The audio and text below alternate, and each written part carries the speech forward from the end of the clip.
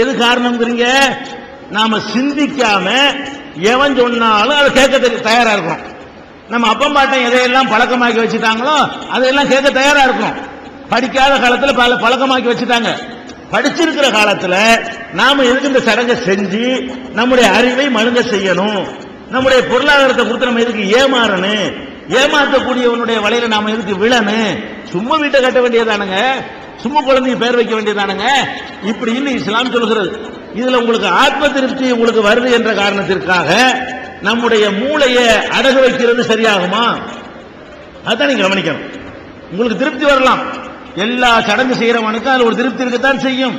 அந்த திருப்தி இருக்கிற காரணம் என்னன்னு கேட்டா அறியாமையை போக்கிட்டீங்கன்னா உங்களுக்கு அந்த பிரச்சனை அடிபட்டு போயிடும்.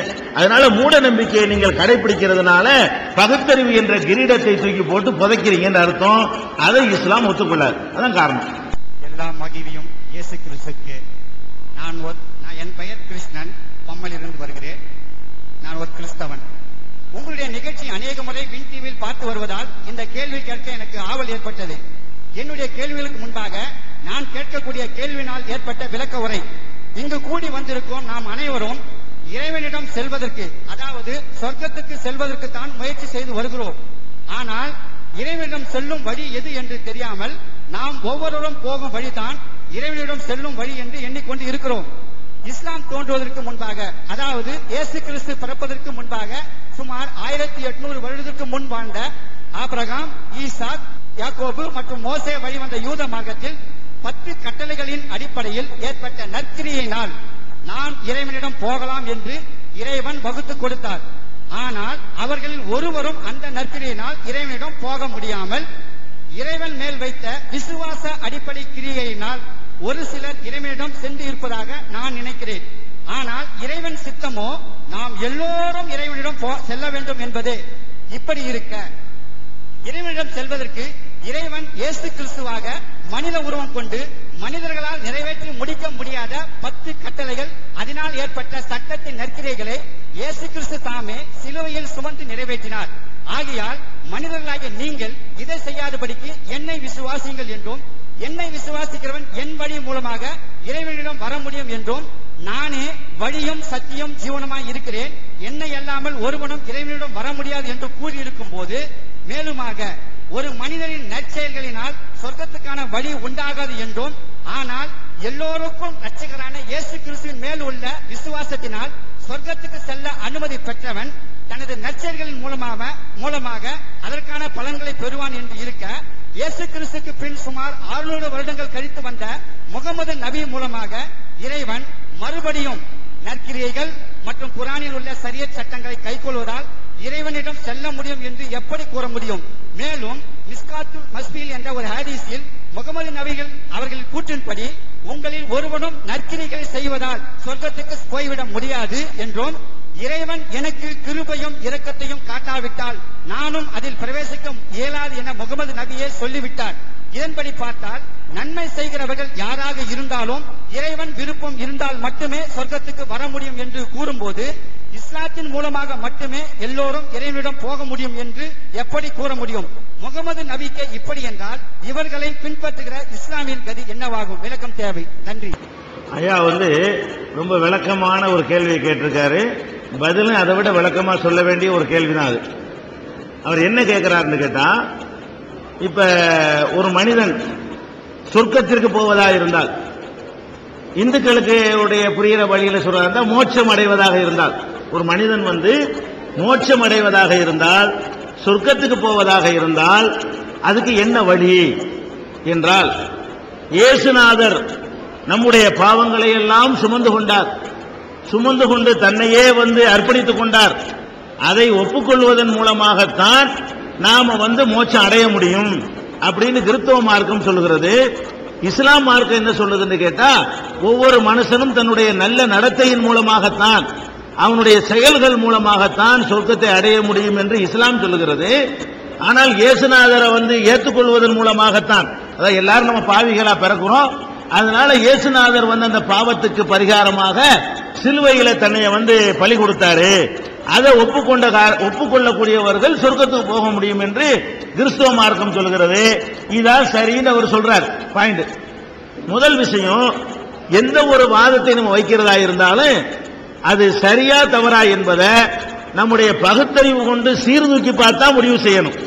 நமக்கு ஊட்டப்பட்ட பக்தி அடிப்படையில் முடிவு செய்யக்கூடாது. நமக்கு ஒரு முஸ்லிமுக்கு இஸ்லாம் தான் சரின்னு சொல்லிக் கொடுக்கப்பட்டிருக்கும், ஒரு இந்துவுக்கு இந்து தான் சரின்னு சொல்லிக் கொடுக்கப்பட்டிருக்கும், ஒரு கிறிஸ்தவருக்கு கிறிஸ்தவன் தான் சரின்னு சொல்லிக் கொடுக்கப்பட்டிருக்கும். ஆய்வுண்டு வரும் பொழுது சொல்லிக் கொடுத்ததெல்லாம் ஓரம் கட்டிவிட்டு அந்த வாதம் சரியான்னு நீங்க பார்க்கணும். கிறிஸ்துவ வாதம் என்ன, அவங்க என்ன சொல்றாங்க உலகத்துக்கு தெரியுமா? முதல் மனிதன் ஆதாம், அந்த ஆள் ஒரு தப்பு செஞ்சார். என்ன தப்பு செஞ்சாரு? ஒரு மரத்தை தொடக்கூடாதுன்னு கர்த்தர் சொல்லி இருந்தார். அவர் அந்த மரத்துக்கனியை சாப்பிட்டார். கடவுளுடைய கட்டளை அவர் மீறி விட்டார். அதனால் பிறக்கிற எல்லாரும் பாவிகளாக பிறக்கிறார்கள். அவங்க பாவிகள் தான் அழைக்கவும் செய்வாங்க. கிறிஸ்துவ பிரச்சாரங்கள்ல மனிதர்களை எப்படி கூப்பிடுவாங்க? பாவிகளே அப்படின்னு அழைக்குவாங்க. ஃபர்ஸ்ட் மேட்டர் என்னன்னு கேட்டா, ஆதாம் பாவம் செஞ்ச காரணத்தினால் நாம் எல்லாம் பாவிகளாக பிறக்கிறோம் அப்படிங்கிறாங்க ஃபர்ஸ்ட் ஆர்குமெண்ட். அதனால அதுக்கு ஒரு பிராயச்சித்தம் கொடுக்கணும். நம்ம பாவியா பிறந்துட்டோமா, அந்த பாவத்துக்கு என்ன பிராயச்சித்தம்? அதுக்கு இயேசு தன் உயிரே கொடுத்தார். உங்க பாவத்தை எல்லாம் ஒரு சுமந்து கொண்டு நீங்க எல்லாம் பாவியா பிறக்கிறீங்கல்ல, அதனால அதை நான் சுமந்துக்கிட்டு என் உயிரையே கொடுக்கிறேன்னு சொல்லி அவர் சித்தம் பண்ணினாரு. அதை ஏற்றுக்கொள்வதன் மூலமாக சொர்க்கம் செல்லலாம்ன்றது உங்களுடைய ஆர்குமெண்ட். ஃபர்ஸ்ட் நீங்க பார்க்கணும், ஒரு உலகத்தில் எந்த ஒரு நாட்டிலேயாவது, எந்த ஒரு சமுதாயத்திலேயாவது, எந்த ஒரு கிராமத்திலேயாவது அப்பன் செஞ்ச தப்புக்காக வேண்டி புள்ளையும் தப்பு செஞ்சான்னு கருதுவாங்களா? ஒருத்தன் என் தகப்பனார் கொலை பண்ணிட்டார், அதுக்காக வேண்டி என்னை பிடிச்சி தண்டிப்பானா? இந்தியாவிலையும் தண்டிக்க மாட்டான், அமெரிக்காவிலையும் தண்டிக்க மாட்டான், இஸ்ரேலையும் தண்டிக்க மாட்டான், அரபு நாட்டிலையும் தண்டிக்க மாட்டான். நான் கொலை செஞ்சா என்னையத்தான் தண்டிப்பான். என் அப்பனை தண்டிக்க இயலுமா? தண்டிக்க இயலாது. என்னுடைய தகப்பனார் தப்பு செஞ்சாருன்னு சொன்னா அவர் பிள்ளையாகி என்னைய தண்டிப்பாங்களா? உலகத்துல தண்டிக்க மாட்டாங்க.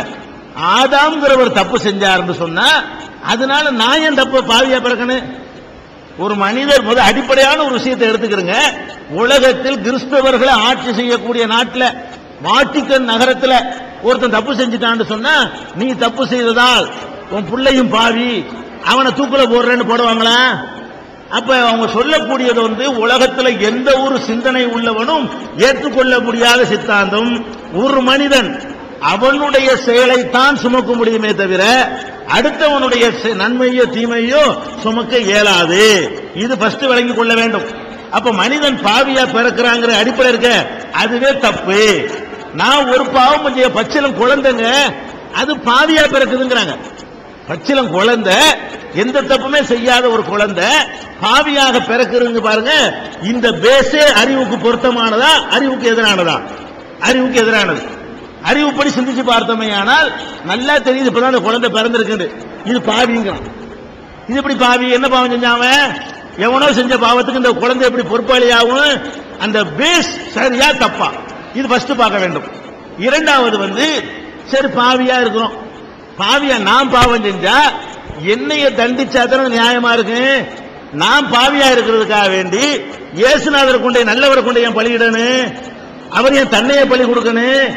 ஒரு நம்ம எல்லாம் பாவியா பிறந்துட்டோம், அந்த பாவத்துக்கு பிராயச்சித்தமாக இயேசு பலியிடப்பட்டார், தன்னைத்தானே அவர் அர்ப்பணம் செய்து கொண்டார்னு சொல்லும் பொழுது மறுபடியும் அது உதைக்குது. ஒரு மனுஷன் தப்பை இன்னொரு மனுஷன் சுமக்க முடியாது. உலகத்தில் எந்த நாட்டிலும் சுமக்க முடியாது, எந்த ஒரு அரசியல் சட்டத்திலையும் சுமக்க முடியாது, எந்த ஒரு சிவில் கிரிமினல் லாவுலையும் உலகத்தில் எங்கேயுமே இப்படி எழுதப்படல.